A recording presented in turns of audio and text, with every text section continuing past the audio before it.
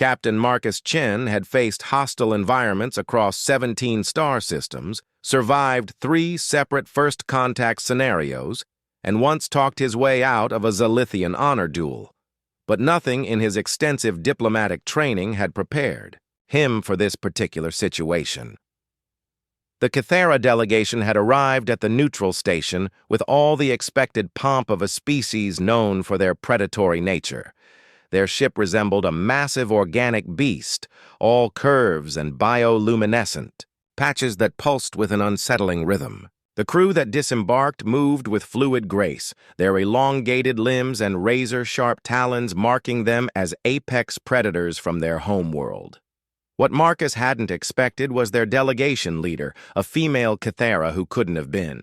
More than their equivalent of 25 Earth years, with deep crimson skin marked by intricate silver patterns, and eyes that seemed to catalog every detail of his anatomy. "Ambassador Zixkala," Marcus said, extending his hand in the traditional human greeting. "Welcome to Station Concordia." She studied his outstretched hand for a long moment, before delicately taking it with claws that could have easily pierced his palm. Her touch was surprisingly warm, and when she leaned closer, her voice dropped to what could only be described as a purr. "You smell delicious. Your flesh must be so tender," she whispered, her breath carrying hints of copper and ozone. The universal translator rendered her words with perfect clarity, causing the other human diplomats to stiffen visibly. Marcus felt his pulse quicken, but not entirely from fear. There was something almost playful in her tone. "That's quite a greeting," Marcus replied, maintaining his diplomatic composure despite the surreal nature of the situation. "Among humans, we typically start with discussions about weather." Zixkala tilted her head, a gesture that would have been endearing if not for the rows of needle-sharp teeth revealed by her smile. "Weather is insignificant, but the way your blood flows faster when nervous, that is fascinating. Do all humans react so appealingly to direct compliments about their nutritional value?" Dr. Sarah Williams, the mission's xenobiologist, stepped forward with barely concealed excitement. "Actually, that's a remarkable observation. Human cardiovascular responses to stress are quite unique among known species." "Doctor," Marcus interrupted gently, recognizing the gleam in Sarah's eyes that usually preceded lengthy scientific dissertations. "Perhaps we should move to the conference room?"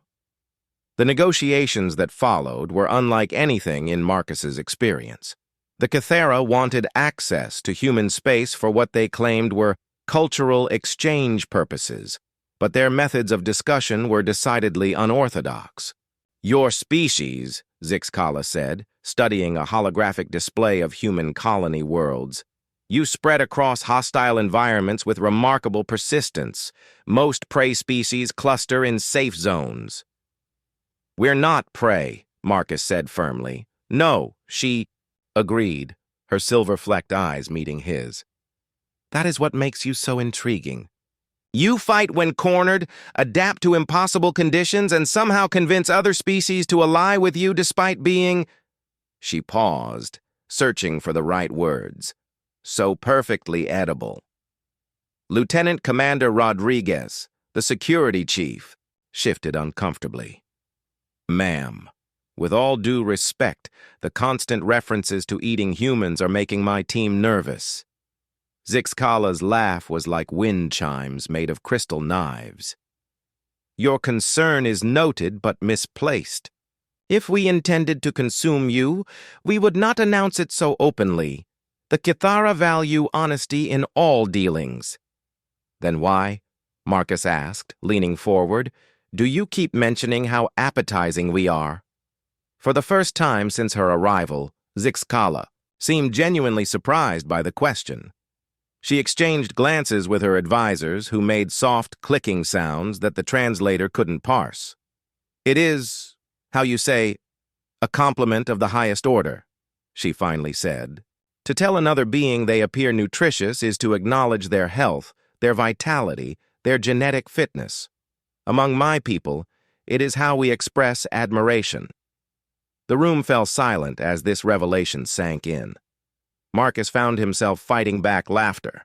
"So when you said I smelled delicious, I was noting your impressive physical condition and genetic markers," Zixkala confirmed. "Your species' tendency toward varied diets and physical exercise has resulted in remarkably well-developed musculature. It is aesthetically pleasing, Dr. Williams was frantically taking notes. "This is incredible! A species that evolved to assess genetic fitness through nutritional evaluation. The implications for—" "Are you saying," Marcus interrupted, "that you've been flirting with me this entire time?" The translation caused another round of clicking from the Cathra delegation. Zixkala's silver patterns seemed to pulse brighter. "Your directness is refreshing, Captain Chen. Yes, I have been expressing personal interest, though I suspect our courtship rituals differ significantly." Rodriguez muttered something under his breath about this being way above his pay grade. Marcus stood and walked to the viewport overlooking the station's central hub, where dozens of species mingled in the common areas. Humans had earned their place among the stars, not through superior technology or overwhelming force, but through their ability to find common ground with beings who should have been utterly alien. "Ambassador Zixkala," he said finally, "would you like to join me for dinner? I promise the conversation will be less about my nutritional value and more about our respective cultures." She rose gracefully, her movements predatory yet somehow elegant. "I would find that appetizing." As they left the conference room, Marcus reflected on how humanity's greatest strength wasn't their technology or their weapons. It was their ability to find connection across the vast gulf of biological and cultural differences. Even when that connection began with comments about how tender your flesh looked.